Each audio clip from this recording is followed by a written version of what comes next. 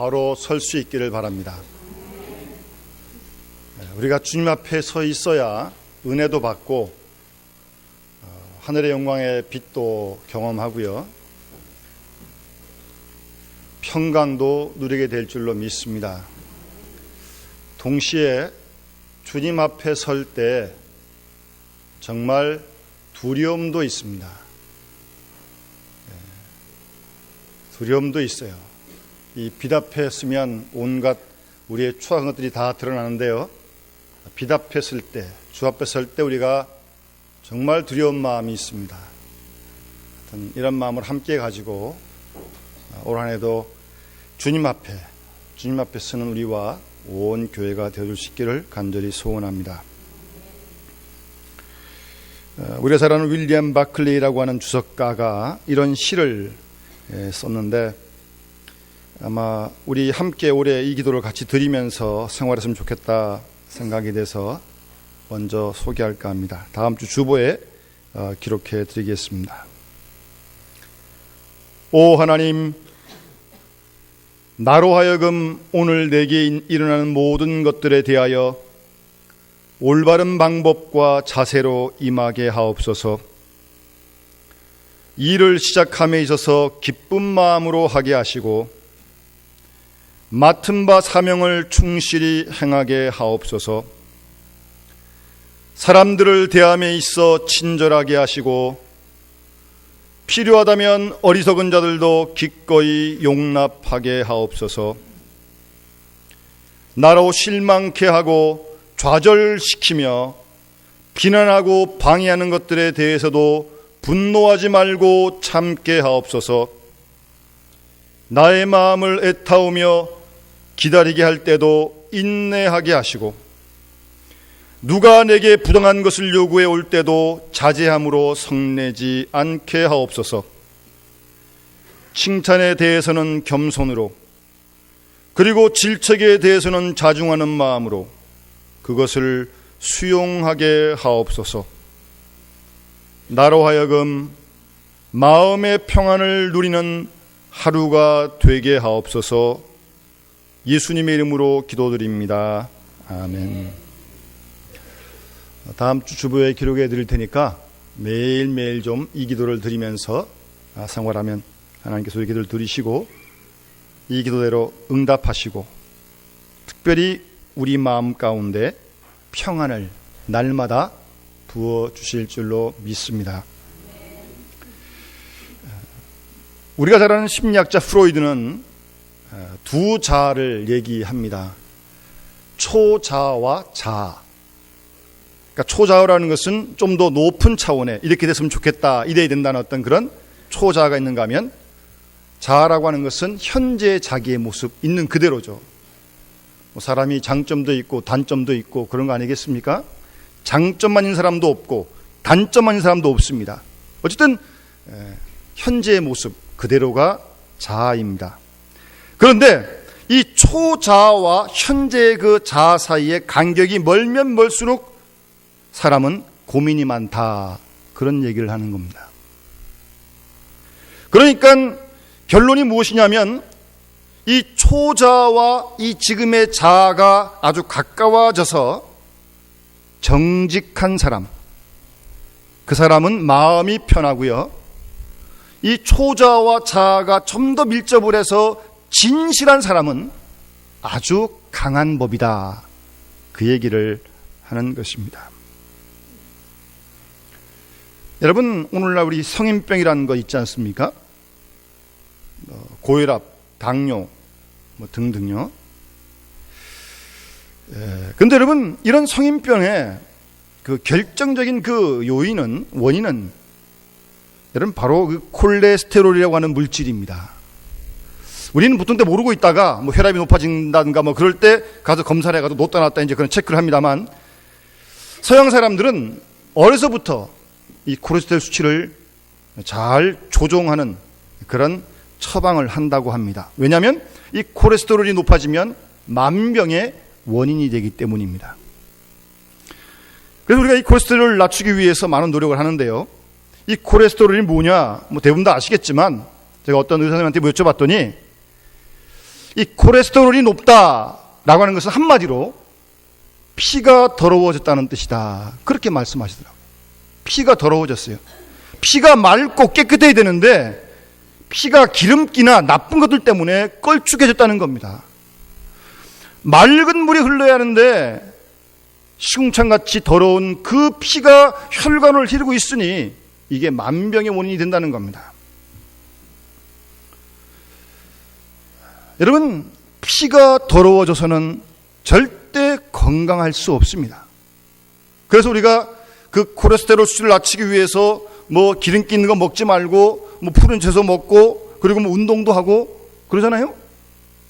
그런데 이러한 노력들도 많이 하지만 이런 노력은 결과 그 효과가 한 25%밖에 안 된다는 겁니다. 아무리 노력을 해도. 그럼 나머지 75%는 뭐냐? 어떻게 해야 이 피를 맑게 할 수 있느냐? 마음이 편해야 된다는 겁니다. 여러분, 마음이 편안한 게 75% 효과가 있다는 겁니다. 물론 먹는 거 조심하고 운동도 열심히 해야죠. 근데 그건 25%의 효과가 있고 나머지 75%는 바로 마음에 있다는 겁니다. 그러니까 마음이 깨끗하고 마음이 시원해야 피가 맑아진다는 얘기입니다. 여기에 근본이 있는 것입니다. 그러니까 따지면 무슨 얘기입니까? 모든 성인병의 깊은 원인은 다 마음에 있다. 그렇게 결론 지을 수 있는 것입니다. 마음이 문제입니다. 마음이 문제예요. 여러분 마음 어떻습니까? 그런데요, 그럼 누가 마음을 다스릴 수 있느냐? 여러분들의 스스로 여러분 마음을 다스릴 수 있습니까? 기쁘자 그럼 기쁘고 슬프자 그럼 슬퍼집니까? 화가 날 때 화내지 말자 그러면 저절로 됩니까? 잘 안 됩니다. 쉽지가 않습니다. 그러니까 문제는 환경의 변화나 주위 여건에 대해서 우리가 얼마만큼 초연하게 내 마음을 스스로 잘 지켜갈 수 있느냐, 그것이 아주 중요한 문제라는 것입니다. 예를 들어서 어떤 사람이 뭐 이유도 없이 여러분들을 미워한다고 한번 생각해 보십시오. 그러면 어떻게 됩니까? 화가 바짝 나는 거죠. 왜 나를 미워하냐고. 그렇게 되면 이제 이게 마음이 이제 부글부글 끓기 시작하는 거죠. 평안이 없는 거죠. 누가 나를 공공연하게 미워한다 할지라도 나 그거 미워하지 않습니다. 그럴 수도 있고 몰라서 그러는 거지. 그러면서 마음에 동료가 전혀 없는 상태. 그런 마음을 지켜갈 수 있어야 건강할 수 있다는 겁니다. 여러분 뭐 경제에서도 종속 경제라는 말이 있잖아요. 이 미국 경제가 한번 기침 콜록하면 한국 경제가 감기에 걸린다고 그러지 않습니까? 모든 세계가 하나 연결되어 있기 때문에 영향을 받는 것입니다. 그런데 우리의 정신세계, 우리의 영적인 세계, 우리의 마음이 그런 현실에 질질 끌려가야 되겠습니까? 상황이 좋아지면 좋다가 상황이 안 좋아지면 안 좋아지고 그럴 겁니까? 언제나 좋을 수 있는 것도 아닌데. 사업이 되든 안 되든 건강하든 병들든 주변 환경이 어떻게 돌아가든 우리가 초연할 수 있어야 합니다. 자유할 수 있어야 한다는 말입니다. 환경이 변하는 대로, 계절이 변하는 대로 내 생각이 오르락 내리락 곤두박질 치기도 하고 안달을 하고 몸살을 한다면 그렇게 해서는 우리의 정신과 몸의 건강을 결코 지킬 수 없다는 것입니다. 가끔 뭐 젊은 우리 친구들이 도사라는 말을 하거든요. 전사님 보고도 도사라고 그러더라고요. 짧게 부르려고 그러는 건지 정말 전사님 보고 도사가 되라는 건지. 여기 도사라는 게 무슨 말입니까? 마술사를 얘기하는 게 아니에요. 세상이 곤두박질 쳐도 끄떡하지 않는 사람, 지진이 나고 재난이 나고 그래도 초연한 사람. 좀 우리가 신앙적으로 그런 의미에서 좀 도사가 좀 다 됐으면 좋겠습니다. 뭐 어쨌든 무슨 뉴스가 있건 뭐 어쨌든 간에 하여튼 내 마음은 평안할 수 있어야지. 그 마음, 주님이 주신 마음 우리 지킬 수 있어야 합니다. 근데 문제는 내 마음을 내가 주장할 수 없다는 겁니다. 그랬으면 하면 얼마나 좋겠습니까? 그래서 잠언 16장에 보면 노하기를 더디하는 자는 용사보다 낫고 자기 마음을 다스리는 사람은 성을 빼앗는 자보다 낫다 그랬습니다. 노하기를 더디한 사람이 용사보다 낫습니다. 자기 마음을 잘 다스리는 사람이 큰 성을 빼앗는 것보다 더 낫다는 겁니다. 그만큼 노하기를 더디하기가 어렵고 마음을 다스리기가 쉽지 않은 거죠. 우리가 우리의 마음을 꽉 붙들어서 어떤 환경에서든지 우리의 마음이 조용하고 그리고 고요할 수 있는 그러한 신앙의 인격에 도달해야 합니다. 그런 성품에 도달해야 한다는 말입니다. 여러분, 요새 우울증이라는 말 많이 들으시죠? 이 연예인들 자살한 사람 가운데 많은 수가 그 원인이 다 우울증입니다. 우울증. 이 우울증이 근변, 모든 병의 근원인데요. 그 첫째 증상이 뭐냐 하면 유머 감각이 없어집니다. 무슨 말입니까? 웃음이 없어진다는 말이에요. 저는 사람을 잘 웃기지 못합니다만 가끔 이렇게 하여튼 그런 교인들 확 웃는데 안 우는 사람 몇 사람 딱 있어요. 그리고 웃는 사람 보고 저 사람 왜 웃냐고 그럽니다. 이건 뭔가 좀 이상한 증세입니다. 웃을 때 같이 웃지 못하고 가만히 있는 사람 한번 스스로를 돌아볼 수 있기를 바랍니다. 이렇게 유머 감각이 통하지 않는 것 좋지 않은 증세입니다. 그리고 우울증의 두 번째 증상은 식욕이 감퇴합니다. 맛있는 음식이 없습니다. 음식 보기만 해도 짜증납니다. 그리고 잠도 안 옵니다. 낮에는 졸리고 밤에는 잠자리에 누우면 잠 안 옵니다. 깊은 잠을 자지 못합니다. 이런 것들이 다 우울증의 증세입니다. 또 비사회적인 심리가 팽배해집니다. 무슨 말인가 하면 사람 만나는 것도 싫고요. 또 때로 무섭기도 하고 대인 공포증이 있기도 하고요. 뿐만 아니라 모든 사람을 의심합니다. 모든 사람을 적대시합니다. 다 세상 사람이 다 원수입니다.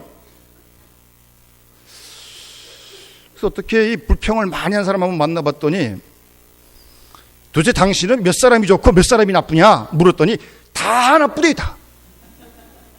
자기가 몇 사람 만나봤다고 다 나쁘다 그럽니까? 그런 것도 좋지 못한 증상입니다. 모든 사람들을 대적하고 있기 때문에 조금만 건드리면 버럭 화를 내게 됩니다. 그 마음 속에 적대감이 있기 때문에 그러는 것입니다. 사는 것이 힘들게만 느껴집니다. 그러다가 마지막 깊은 단계에 빠지면 자기 비하로 떨어지게 됩니다. 절망하고 낙심하고 그러니 스스로 목숨을 끊는 거죠. 여러분, 이러한 무서운 현상이 결국 우리의 몸을 망치는 것입니다.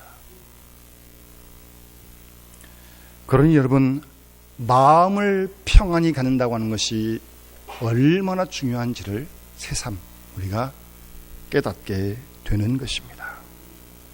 그런데 그 마음을 내 마음대로 못한다는 것도 사실입니다. 여러분, 오늘 본문 시편 139편 말씀, 시인은 하나님의 전지전능에 대해서 찬양하고 노래합니다. 한번 나중에 집에 가셔서 1절부터 한번 다 읽어보십시오. 오늘 본문도 그렇습니다만 하나님이 아신다. 나의 앉고 서는 것을 아시고 내 생각을 아시고 내 말을 아시고 내 은밀한 곳을 아시고 심지어는 내가 태어나기 전부터 나를 아시고 내 이름을 생명책에 기록하시고 나의 모든 것을 아시는 그 하나님의 전지하심과 하나님의 전능하심을 찬양하고 노래하고 있는 시편의 말씀입니다. 여러분, 하나님이 아신다. 하나님이 아신다. 이 말을 들을 때 여러분들의 마음이 편안합니까? 아니면 그 반대입니까?